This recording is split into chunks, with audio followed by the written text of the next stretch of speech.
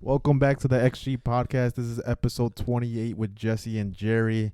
Not a big fan of this week, next 2 weeks. It's international duty again. Yeah, international duty, what every football fan hates to hear. Yeah, so we're gonna try to put out the best content we can. So if you do have suggestions, let us know. But we're doing a draft next week, and you guys have to decide on who has the better one. But also on this episode, we're gonna do our picks and teams to avoid. For if you want to parlay up, but again, gamble responsibly, gamble what you could lose. We're not held accountable, but if you do win, share us a screenshot. Yeah, let us know if some of our picks, hit. And let us know what the percentage is between us of who had the better picks. Yeah, we should do a quinella like that. We should keep track on the picks. Oh, that's a great idea. We're gonna do that. Yeah. Well, once the football starts, because it's boring international week. Yeah. Teams are faking injuries. I don't blame them. And they don't want to play too many games already. Yeah, and it's been a crazy amount of injuries. Yeah. I feel like this year we've seen more injuries than recent past. I don't know if it's actually true, but it just feels like that. Yeah, we'll start off with that. Actually, FIFA is getting everyone that is trying to unionize or speaking out against all the amount of games. Rodri was first. Who was the other one? Rodri was first. I forgot who else, but recently is Dani Carvajal. He just picked up he just destroyed all his joints. Ter Stegen, I forgot. He ACL, the tendons, and then also I think MCL. Was it also the patella tendon? Yeah, it's the same as Ter Stegen. So because it basically went inwards, Yeah. so it snapped everything. Yeah, because I re-saw the injury and oh my god, there's a perfect picture where they capture it where he kicks up, and you just see his leg is kind of hyperextended, but it's bent. Yeah. I'm it's not supposed to bend like that. So basically when that happened, all of this snapped, Yeah. and then the ACL snapped, and then also other ligaments snapped. Yeah, and he even tried to get up. He tried to get up and try to put a little bit of pressure or try to see what he can do And with his right leg, nothing. and nope, that was just weak and just instantly started folding. Yeah, that's Crazy. a tough one. So he's out for the season. There's rumors already that he's gonna renew already. Well, he's already renewed. Yeah, till 2026. So they'll have him back next season. It's a sad thing to say, he's out for the season. You never want to say see that for a player, Mhm. especially for a big injury, because it's a tough road to come back from it with that rehab and everything, and especially your mental health, because you do feel bad because not just going through the injury, but also putting your team in that predicament. Yeah, definitely.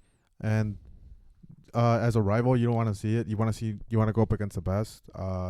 We suffered a similar injury. Ter Stegen's out, our starting goalkeeper. Now you guys have a right back, and you guys are already thin in the back line.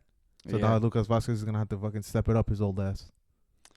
Well, this has been my complaint for I don't know how long that the squad's been thin, and now we're really seeing how thin the squad is because we have no one in the back line. Yeah, it's very tough. It's all makeshift one. Chouameni had to play center back. It wasn't looking that good this weekend. Eder Militao had to come in at halftime just because, again, Chouameni was not looking good. Yeah, and that's it. We basically have those two because Alaba is still out. And this makes you think Rudiger should be probably the player of the season for Madrid every season for the past couple of seasons because that man, I don't know how he does it. I hate that he's pretty good at center back. He's a douche. I'll say that. But he's fucking good. He's good, but, I feel like this is also because last season he was arguably the best center back in the world. Mm-hmm. But No, I don't think it's even arguably. He was the best center back. Well, some people. That's why I preface that because some people no, make him mad. Fuck him. All right, he was the best center back in the world. Premier League fans, said other people, but we know what I say about them. Yeah, I was about to say. But no, but this year I feel like it's been so many games for him. I feel like there's lapse in judgment for him, and I feel like because he's just mentally tired from so many games. Yeah, it must be draining, especially seeing your captain pick up that injury, and now you're like, oh fuck. You're already annoyed about the whole backline situation. Now there's another thing that has to go on top of that. Well, he must feel like nothing can happen to him because he has to play every week because he's the best defender we have and the literally only defender we have. Is he playing international break? I think he rejected it. I think he's staying. Hopefully he didn't, dude. I want to see him with Germany. I want to see him play with Germany. But yeah, injury woes for Madrid. Again, they played Villarreal. And I'll talk about Villarreal because Madrid ended up winning the game. Villarreal had no intensity of that game. They didn't really give a fuck. Yeah, I don't know if they just decided they weren't going to play that day Mm-hmm. or what. Because I'm gonna be honest. I haven't seen too much Villarreal this season. Mm-hmm. I've been watching other stuff, but I don't know if this is their style, but it just looks so awful. Yeah, it's pretty slow, and they're not usually like this. But Barca handed them their first loss of the season, and in La Liga at least, and they weren't like playing like this when we played them. They were playing super fucking fast. Nicolas Pepe was their best player, and again in Madrid in the first half he showed up a little bit, but I felt like it was just him trying to be threatening. Yeah, there was no one else besides Nicolas Pepe. I'm surprised Pepe was was the only one that was going for it. Yeah, and you hear about Nicolas Pepe how he was a flop at Arsenal, but no, that guy he's showing glimpses of like what he was in when he was in Lyon, but still like right now like he's their best player, but like the whole team was like it must be annoying seeing that no one's pressing, because apparently Marcelino, the commentator were saying like, oh, Marcelino doesn't press. I'm like, no, that's cap. He's known to be he's been known for a presser, yeah. So yeah, they were just letting Madrid do anything, and I felt like this was the chance because Madrid just lost. They had to play hard as fuck against Lille. They played midweek again. They're overloaded on games. You could have easily won in the Bernabeu, or at least made it a challenge and try to get a tie. I don't know.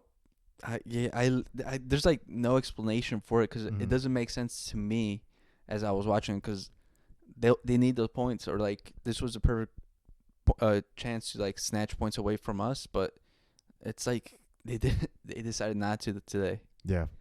So it's very fucking odd, especially to see Marcelino. I need explanations because I don't know if it was a scheduled loss or something. It seemed like it, dude. It looked like they didn't even want to play. Yeah, it just felt like they just showed up and they're like, oh, it's Madrid. We know what's gonna happen, and they didn't even try. They didn't want to waste their energy. There was no tempo. It was like a friendly to them, if anything. I feel like there's even friendlies. There's more pressure. There was more intensity in friendlies. Because they're at least trying to show out to get a spot, but this time they just they were just there. They're like, we'll try. It's like they showed up for the paycheck. Yeah, and it didn't help that like after the first goal, like you would think like Villarreal will get better, press even more. Not that they weren't even pressing in the first half or the second, but nothing. No. They're like, we got conceded. Fuck it. It's weird. It's a weird one. I can't explain it. I'll say the most intense moment of the game was Carvajal picking up the injury. I think so.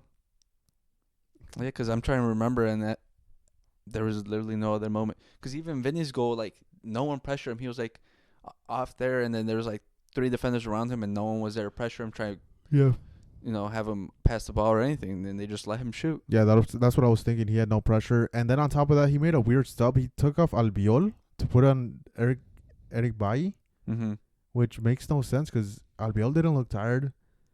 And they just fucked up the back line. And then the goal came in like 2 minutes after because Bailly doesn't understand the intensity of the game. Gets conceded. That he was told not to pressure, I guess.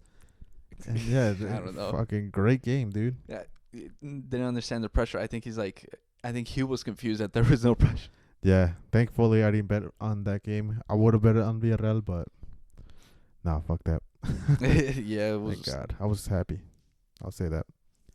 Do you want to go over your bets on teams to avoid? Do you want to start? Yeah, since we're in the beginning. Specific teams I would avoid for this international break are Uruguay and USA, because USA just got a new coach, Pochettino. I don't know how they look. You could probably make a bet after the first game, but in the second game it's not that easy. They're facing Mexico, and I would avoid not Villarreal.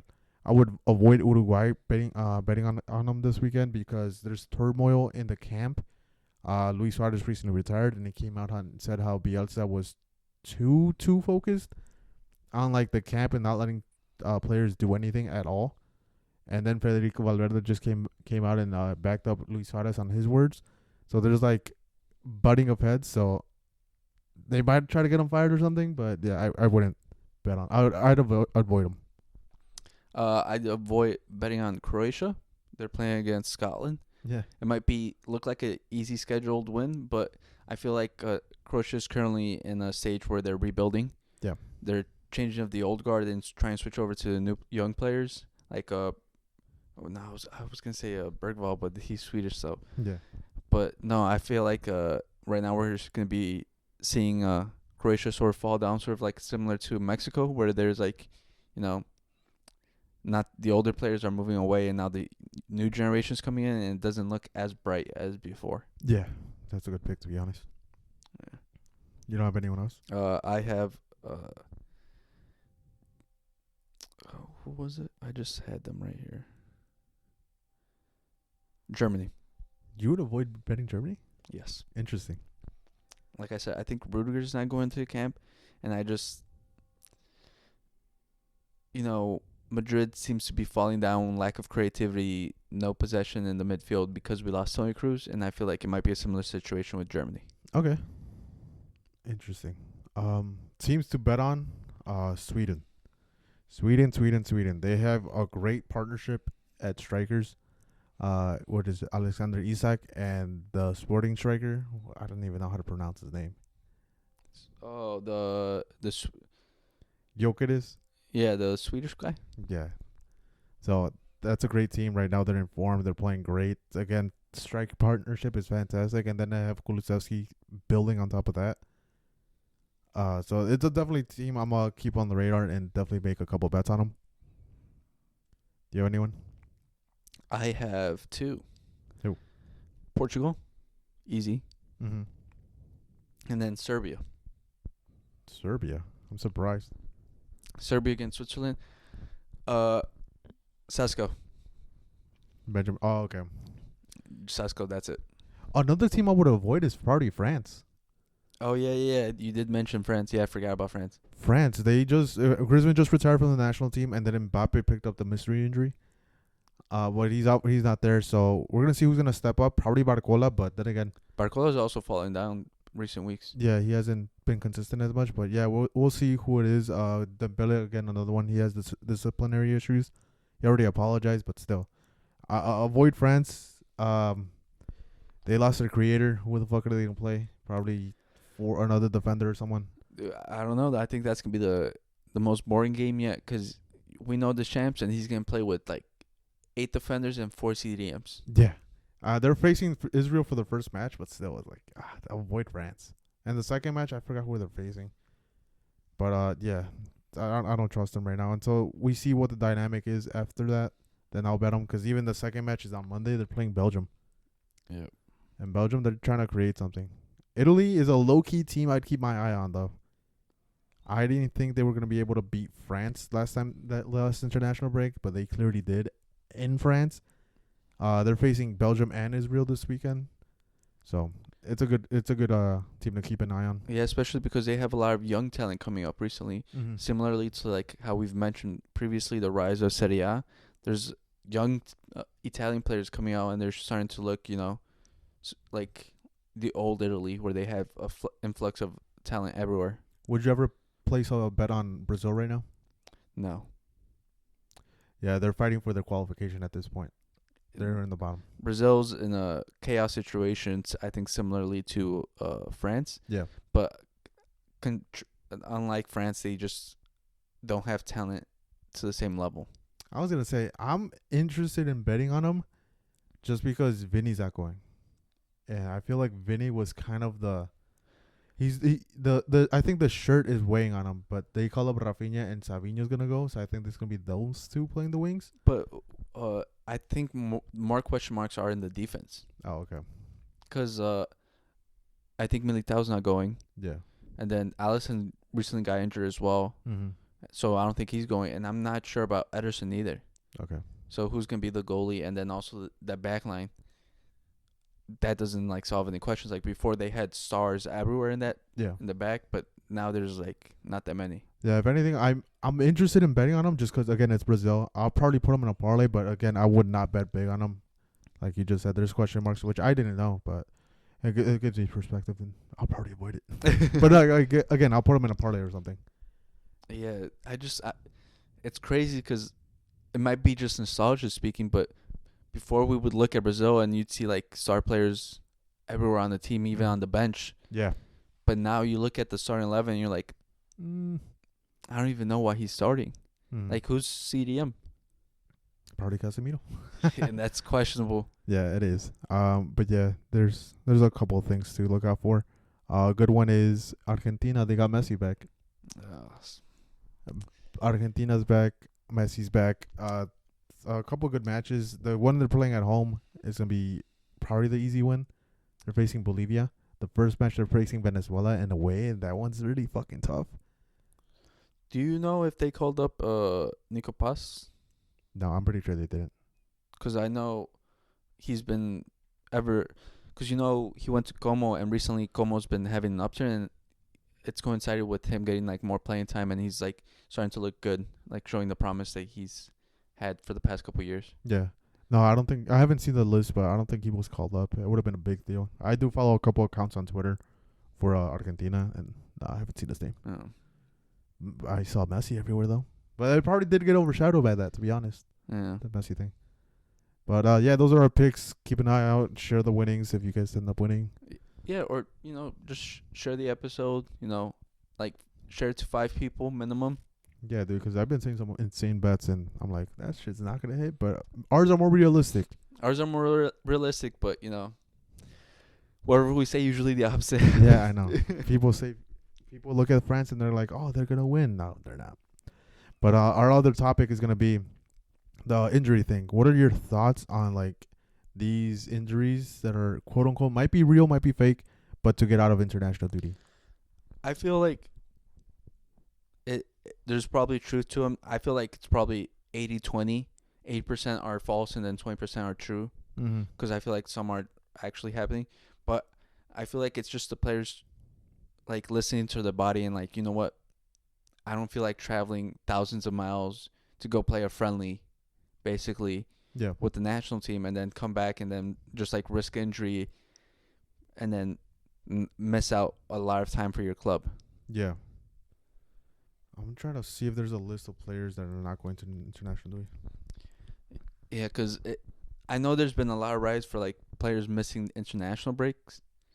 And, before there was like a pride for playing for the flag.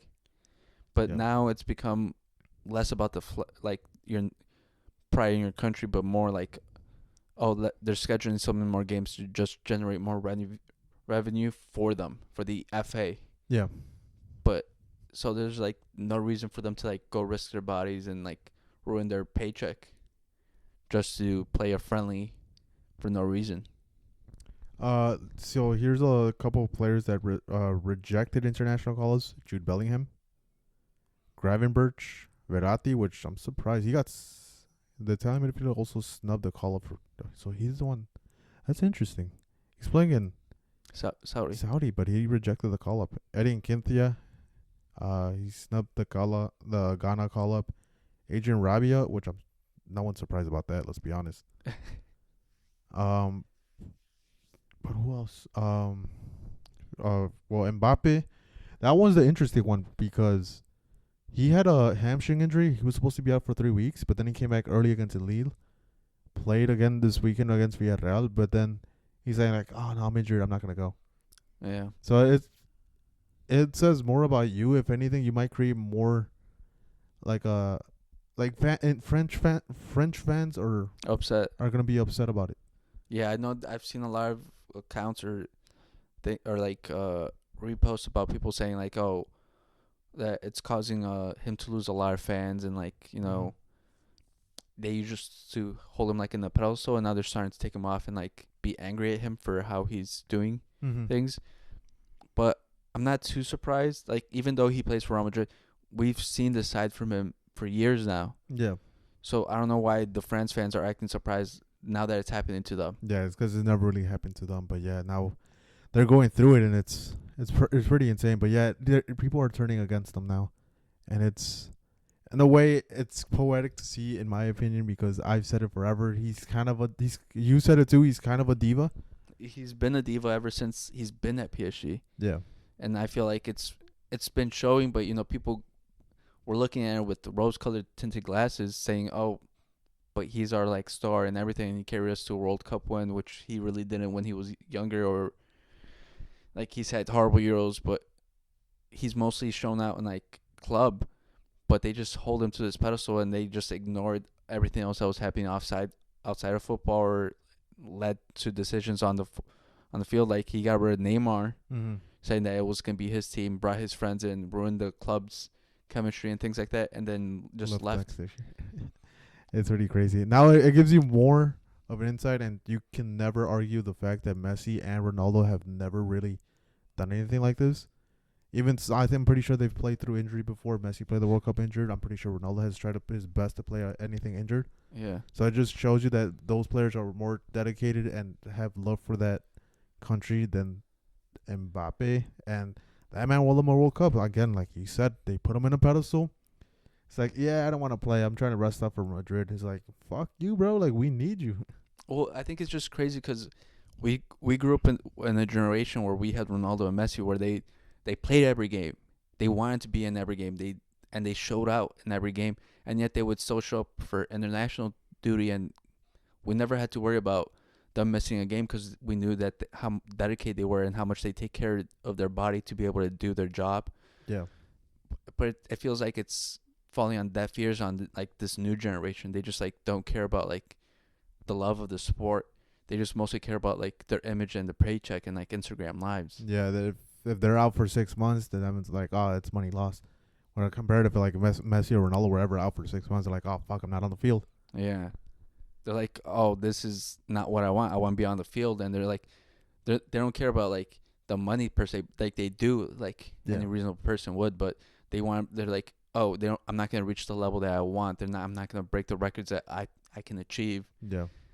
Imagine if Messi did that this day and age, because Messi, I'm pretty sure Ronaldo got it too, but Messi, it was pretty fucking harsh for him every time he goes to international duty and they didn't win a tournament or anything. He got fucking crucified every single time. They're saying like, oh, he loves Barcelona more than he does the international team because he's won more with Barcelona, hasn't won anything with the international team. But if Messi were to do that today, he'd be fucking kicked off the Argentina list. I don't think they would ever call him up just because of that pressure the people put outside of him. They wouldn't want him. They'll probably boo him too. So it's crazy to fucking think that Mbappe's like, yeah, I don't want to go. Same thing with Jude Bellingham. Yeah, it's like I said, it's a new generation. They're different. I think Man City also has a handful of players too. I can't remember. I wish there was a specific list that gave it to you. Maybe I'll write it down next time. But yeah, it's a handful. But again, it's way too many matches. But I think that these are World Cup qualifiers, which I don't mind for. That's what CONCACAF does. But I think it's CONMEBOL qualifiers. Yeah, it's CONMEBOL has qualifiers. The U.S. the CONCACAF really doesn't have any because they're already and then the European, it's Nations League. Yeah, so maybe I see it from the European standpoint. From that, like we don't want to play Nations League, makes sense. But CONMEBOL, like no, they're in it for the qualifier. I'm glad they're not doing any fucking Nations League bullshit. Europe, it's like you should have qualifiers. Yeah, like Nations League, no one really cares. Like, yeah. So the what is it? Group? No, is it Group A? No, not A, B, C. It's not even groups. Oh yeah, it is groups, but like they don't face each other. It's so stupid. Whoever made that? Money, dude. Money. The European qualifiers should have something like CONMEBOL, just a huge ass table. You want to qualify the World Cup? All right, be top, whatever. Yeah, but yeah, they're weird about it because they literally separate them into groups, and then because it's been a couple years where we've seen like nations that should have gone to the World Cup because they were like good enough, but because they were put like in a stacked group, they didn't make it. And I think that was also one of like the reasons why we never really got to see Ibrahimovic. Yeah, I remember when they played Portugal. Yeah, because they were like in so many stacked groups each year, and it felt like they were just never gonna get their chance because they were always up against like Portugal or like or Germany or like Spain, and they're just like. Yeah, because before it was like you were separated into groups, and the top person qualified. The team and second team, which in this case it was Sweden. They have to play a playoff match. It's a best of two, and just happened to be that playoff match they had to face fucking Portugal. Yeah, it's tough. So they got super unlucky, and there's just been so many cases. But yeah, that's why we never seen Ibra in the World Cup. Now that's the question right now: are we ever gonna see Haaland in the World Cup? Which I think we are. But I think he's in a better situation than Ibrahimovic because he at least has like Odegaard and like a couple other young players compared to Ibra. It just felt like it was him against the world. Yeah, when he fucked up England with that bicycle kick, we loved it. But yeah, I think it's time for a change. Maybe they'll do it. There's a lot of disdain towards Nations League, but we'll see. FIFA's very hard-headed, so maybe not. Well, I think that's more UEFA. Yeah. Compared to FIFA. Both are equally, money hungry, but I think UEFA's the most, because they've even tried promoting like the Euros harder and better than the World Cup. Like, get out of here. Because, dude, according to Mbappe, the Euros are harder than the World Cup. Just because he doesn't show up for that. And then he loses against a South American team too. When he was talking shit about it, that European, the UEFA is harder than Conmebol. Goes to show you, dude. Yeah, man. In other news, Paul Pogba got his ban restricted. Oh yeah, lifted it went from 4 years to 18 months. So I think he's cleared to play now, right? in January. He's good to play. I think that's gonna cause selection headache for Thiago Motta, because I think. No, other news. Juventus is terminating his contract. Oh, they are. Yep. So I didn't see that. he gets to go to any club he wants. Bet you he goes back to Man U. I don't even know where he goes, because I don't know who's gonna want him. Yeah. I know there's a lot of Pogba fanboys and idolize him and like potential and things like that, but I'm like, we know what he is. I feel like he's like a cat.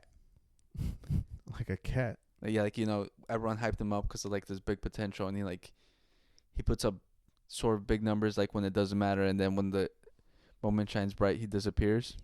I liked him when he was at Juventus. I didn't like him when he went back to Man U. Made no sense. You already got rejected once. Why the fuck are you going back?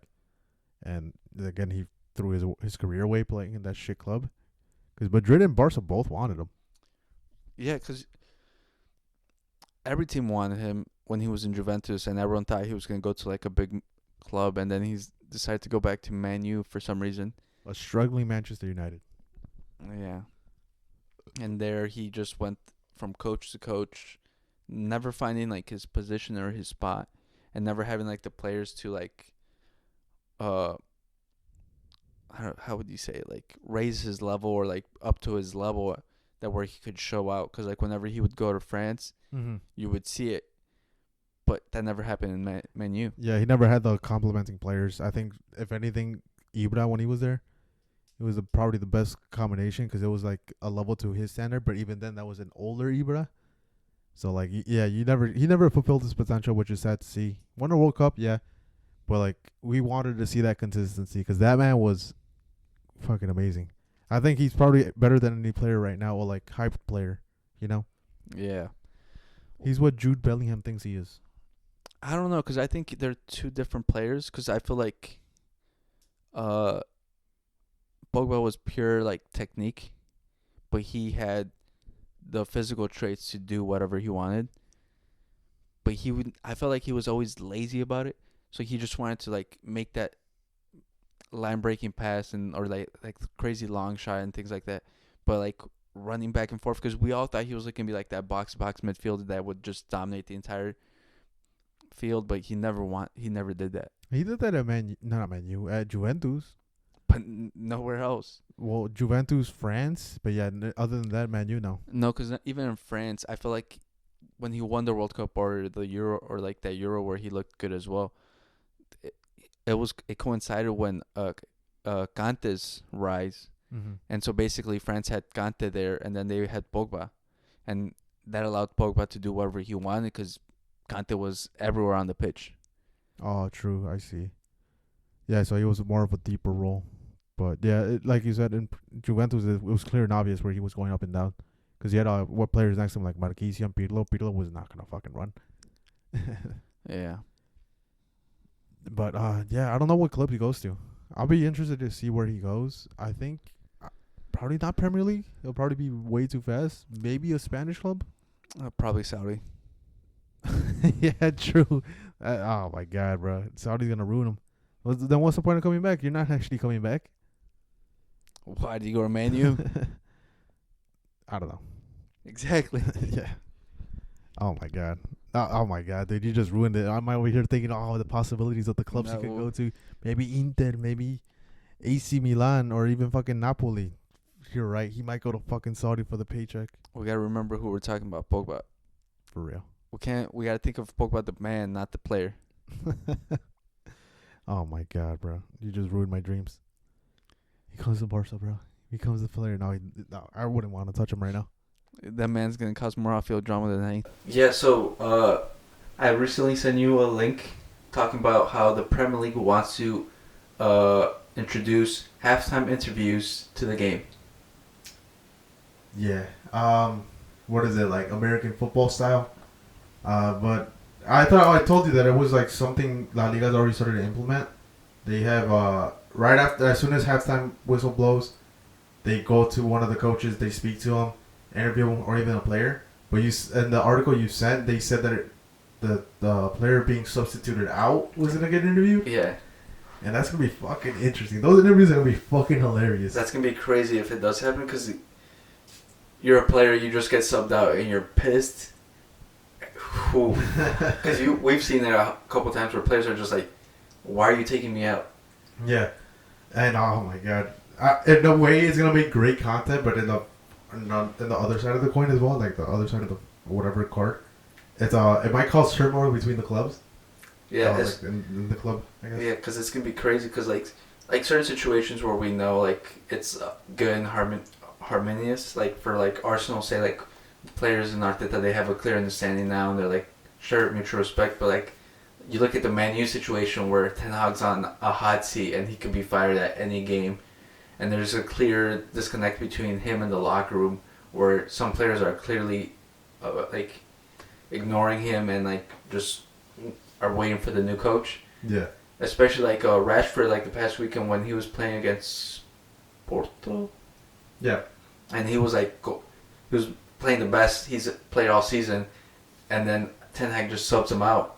Like you could see clear the satisfaction in Marcus Rashford's face. Like if you interview him at that moment, it might cause even more tension. And it even happened in the Premier League this weekend. He said the lad's gone mad.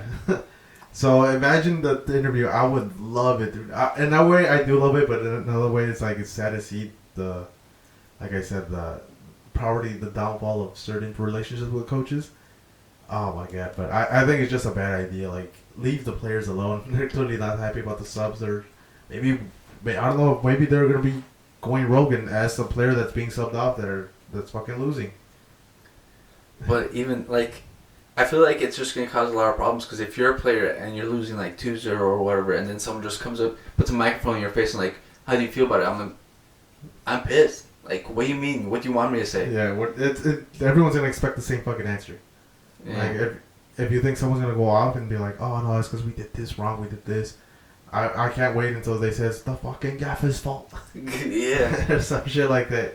They talk shit, but it's going to be interesting. I think they're just trying to get money. They're trying to make their NFL mic'd up, I guess, or something. But I don't know. I'm not a fan of it. In a way, I am, but then again, I'm not. Interesting, but I feel like it's just like incorporating too much from outside the game into it. Like, we really don't need it. Yeah.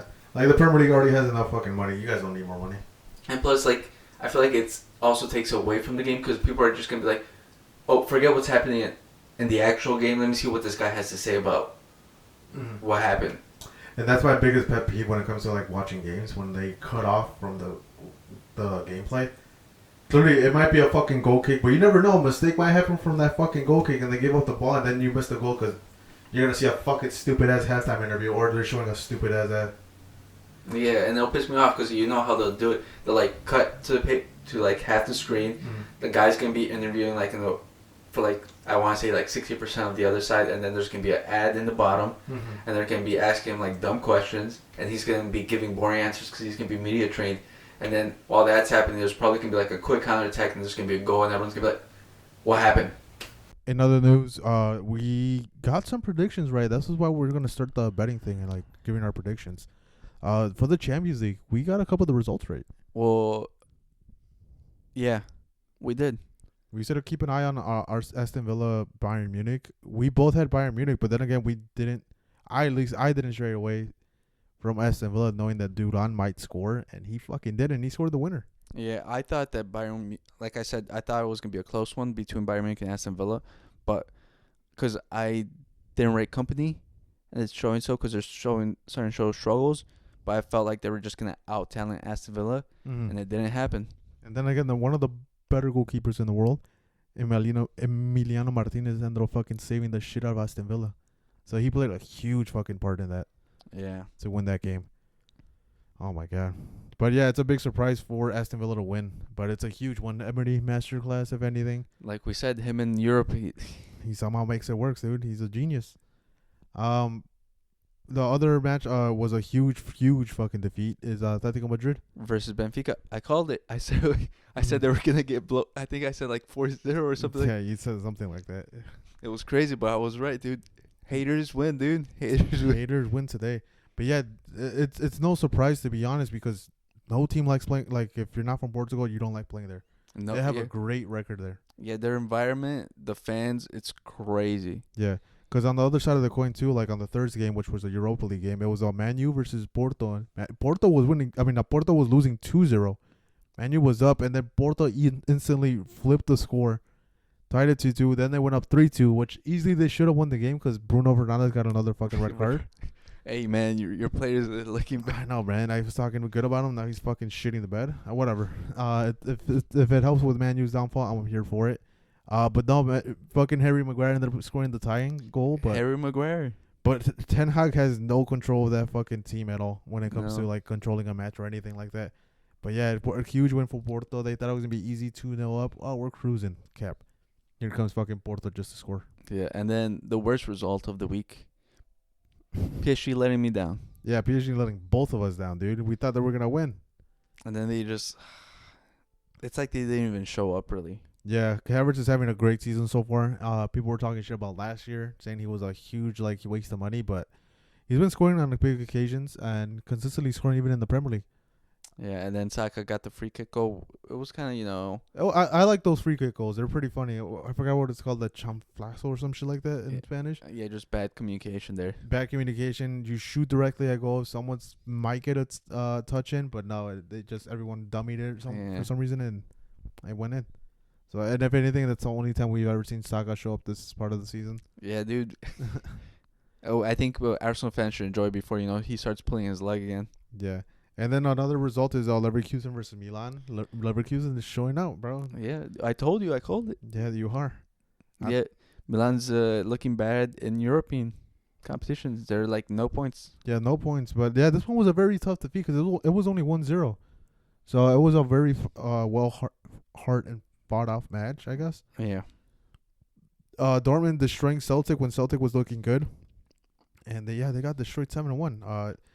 People are saying oh, why the fuck is there huge score lines? No, the goal difference makes a big difference. Big difference in this match. I want to say difference twice, but yeah, it's gonna be, if anything, gonna end up destroying the tiebreakers, being the tiebreaker. Yeah, because of this match, I believe Dortmund's top of everyone. Yeah, they're top of the table, so it's a huge boost. Because even looking at the table right now, it's Dortmund 1, Brest 2, which is fucking insane. Who else? Who they beat someone? I think one of the Red Bull teams. I can't really tell. It just shows the Red Bull logo. I think it's the Salzburg? Austrian. Yes, Salzburg. not Salzburg. It's the Austrian one. No, Salzburg is the Austrian one. Leipzig is the Okay, German one. yeah. So yeah, Brest is up. They're up. As well as Benfica, Leverkusen, Liverpool, Aston Villa, Juventus again, and then it goes down to the 4 points where it's like a tie and a win. But right now the top 8 is Dortmund, Brest, Benfica, Leverkusen, Liverpool, Aston Villa, Juventus, and Man City. But yeah, Barcelona is the top Spanish club. Let's fucking go. It's not good because the rest of the clubs are not looking good. I know. But yeah, dude, I'm very fucking surprised. How are you liking the format so far? They literally just copied the Super League. They did. One thing I don't like is I can't, before I could at least keep up with 2 games. This one I feel like there's way too many games and I can't keep up. The problem is with this is there's so many games going on that you're scrambling to find whatever's happening. Yeah, and that's the problem I'm having because I'm working, so I have it in the bottom of my screen. But I feel like before it was 4 matches a day. Yeah. Because it was in the span of 2 weeks, so it was 8 matches in 1 week, Tuesday and Wednesday. The next week it was the other set of matches. But there'd be 2 games at one time, so it'd be at 12 At 12. around here, and then the other would be at 2. Yeah. So it was manageable, dude. You could at least you could even split screen and have both games on at the same time. But now I can't, bro. No, there's 8 games happening at the same time. 8 games, 4 games, I don't know, bro. It's really hard to keep up with. That's the one thing I don't like. I do like the the teams scoring a lot. Mm-hmm. I think that's one of the best parts of it. Like the Dortmund, the 7-1. It's everyone loves seeing goals, so it's cool to see. But other than that, like it's hard to keep up, especially as an avid soccer fan. It's like fuck. Yeah, you get upset because you do. At certain points, you're just watching highlights because it's just too much stuff to consume, and you're just like, I have to watch highlights to know what's happening. But even then, you're not getting the full story of what's happening. Yeah, same thing. Because Barcelona played on what was it, Tuesday? I think they played Tuesday. Yeah, they played Tuesday against Young Boys, so I couldn't watch any of the other matches. That's crazy. I couldn't watch any of the other matches just because, like I said, it's way too much. So I always have a Barca game on and another game on, but in this one I felt like I can't. Yeah, you gotta pick and choose now. And I'm a hate watcher, dude. On Wednesday I saw the Real Madrid game. I hate watching. Thursday, Wednesday. Yeah, my bad. Wednesday. I watch all the Real Madrid games. I'm a hate watcher. I'm a hater. Yeah. Let's move on. Do you watch Barca? Yeah, sometimes. All right, true hater. I watch them most of the times, but there's certain games I'm like, I'd rather watch something else. Like if there's a big enough match where it's like worth it, then I'll watch that instead. Yeah, same. But other than that, I like say like on the weekends I do watch Madrid games when there's like a fucking football game or something. Mm-hmm. But even then on Sunday football for like American football, I have every fucking device on. I have my TV, my laptop, my phone. I have split screens on my laptop. I have fucking red zone everywhere. I have too much stuff. I sometimes I feel like I need more. Yeah. Yeah, that's what I think the Champions League should do next. They need a red zone for soccer. Zone. I mean, the octo box when it's the matches are starting. But I think that'll be even crazier than the NFL red zone because they'll have like 8 games going on at the same time. So we'll go from literally like go. CBS, hire me, bro. Hire us. We'll do the octo box. Yeah. And then we'll do a 2v2 versus Michael Richards and Jamie Carragher. Oh, easy. I got those bums, dude. They're old as shit. Well, Michael Richards is still relatively young. He's 35. He should still be playing. But Big Micah. Oh my god. I don't even know if he could still play, dude. The man's massive now. He is a fucking one fucking like step over. He steps wrong. GG's. There goes his ACL. Anything else from the Champions League? No. Who's the top goal scorer? Oh, I can't remember. It has to be Lewandowski, bro. Top goal, Harry Kane. Oh, right. He scored that fucking... He's got 4, then Abdallah Sima from Brest, and then Adeyemi with 3. And then Benjamin Sesko, he has 3 too. There's a bunch of ties right now. But Harry Kane, does that really count, man? He scored a hat-trick on penalties. Listen, man, you know how I feel about him. But, yeah. It's gonna be an interesting race for the for at least that top goal scorer. That Messi Ronaldo record is for Champions League goals is gonna easily be broken, probably within like the next 5 years. Which one? The amount of goals in Champions League. 17. Or that too. Or like the total. The total as well. That one's chalked. Probably because they're just playing so many more games now. Yeah, it's all. I think there should be a separate record now. I think. Well, Ronaldo should keep that record of like the most goals scored in the Champions League. At this point, like if someone is like, "Oh, they beat Ronaldo's record," I'm like, "No, they didn't. They played more matches. They play a stupid amount more matches, yeah. But you know." Especially if you have to play that playoff game, that's an extra 2 on top of that. It's like, nah, it doesn't count, my guy. Yeah, because before we had group stage matches, and that was 6. Now they're playing 8 regular ones. 8 regular ones with 2 extra potential ones. Then it's knockouts. It's like, nah, you'll have the record of modern day Champions League football. Yeah. You think they'll ever go back? No, I don't think so. I think once you switch, it's hard to go back. Yeah. I think the only reason they go back is the strike happens and they get try to limit the amount. Yeah. I'm surprised they did 8 matches. They should have done 6, kept it with 6. But it's probably something with like there'll be too many ties or some shit. But it's sad. I miss the old format. Same. It made more sense. It was easier to keep up and understand what was happening. Yeah. Because now we just have the big table, and even then we don't know who. Because you might be like, oh, so they're ahead, but you're like, well, but you gotta look at their upcoming fixtures, and they might have like a tougher path. Yeah. So they might need to get points early, and then they just might barely make it. Because again, too, it gets ruined. The Europa League gets ruined too because there used to be like the third place teams from the group stages go straight to the Europa League. Now I don't know who the fuck's gonna go. Yeah, and even then it was like the first stage of knockouts. Those also go down to Europa. Mm. There's a qualifying round. No, they don't go down to Europa. Yes, they did. From the like round 16s now. Yeah, No, they used to. Well, probably a while ago, but no, not recently. Not before the new change. No, they never went. I'm pretty sure. No, if you got knocked out, you got knocked out. It's only third place. I don't know. I feel like Because Real Madrid would have been in the Europa League, and they weren't. Remember they got knocked down like in the round of 16s, but against Ajax. They didn't go to Europa League. But no, it used to just be the best third place.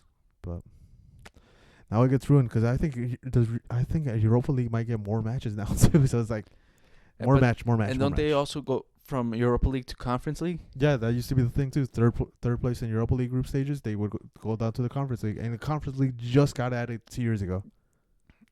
It's crazy. It's a mess. It's a mess. It's definitely a mess. Yeah, fuck. You got anything else for us? I want to give a shout out to David De Gea. Oh yeah, the man had a man of the match performance against Milan. 2 penalty saves. 2 penalty saves in a match, and then they won too. Like you said, they won 2-1. Yeah, the man is and people were talking shit about him, and they're like, the man didn't have a job for like a year. Yeah. How? And we see all these other goalies out here doing these crazy things, and this man didn't have a job. Roberto Sanchez has a job. Think about that. David Raya has a job before they got one, and this guy's over here fucking being crucial.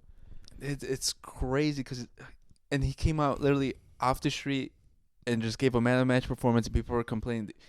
Everyone's like complaining about him not being able to play the ball, but I'm like, the man's still a top goalie. He's a shot stopper, bro. That's one thing that he got overlooked because people were like, "Oh, he plays the ball with his foot." I'm like, "Yeah, that's great, but can he save a fucking penalty or a ball?" Clearly, like, can. Look at Onana. It's like he plays with his feet. Okay, yeah, but the man can't stop a shot. I would say this: Onana's playing better this season. But still, like last year, like Onana was fucking shit for the first half. Like if you had De Gea, he probably would have saved you guys. Yeah, and they paid $60 million for him. Yeah, it's not like De Gea's old too. I think he's only 33 still. Yeah, and goalies could go on for fucking ever. Like this is why I hate Man U fans, because you guys, they don't know what they have, bro. They don't appreciate it. They talk shit about him, and then the media perceives the same thing about him, and like everyone talks shit about him, but he's so good. There's rumors that Garnacho might leave too. Yeah, but who wants that imitation, dude? The imitation of Ronaldo. Yeah. But yeah, it shows you, dude. Again, I said it. Leave Man U, you fucking flourish. Rashford, I'm talking to you. You had a great performance. To be honest, it was a vintage. He's still young, bro. He's still young. But no, it was a great performance from Rashford in the Europa League. But he gets subbed off, and then even you get subbed off again in the weekend match. Good. Leave, bro. But he's getting paid stupid amounts of money. That's why he's staying. But it's like, bro, just leave if you really care. But no. But think about it, Jerry. He's still going for that. I think the third and Premier League Young Player of the Year award, dude. Yeah, he's going for that. Oh my God, who's currently the best player in the world? Currently, best player in the world. I'll give you 3. Give 3, so it doesn't narrow it down. 3 best players in the world. I'll go with Fetty. Okay, Valverde. That's Lamine. Mm-hmm.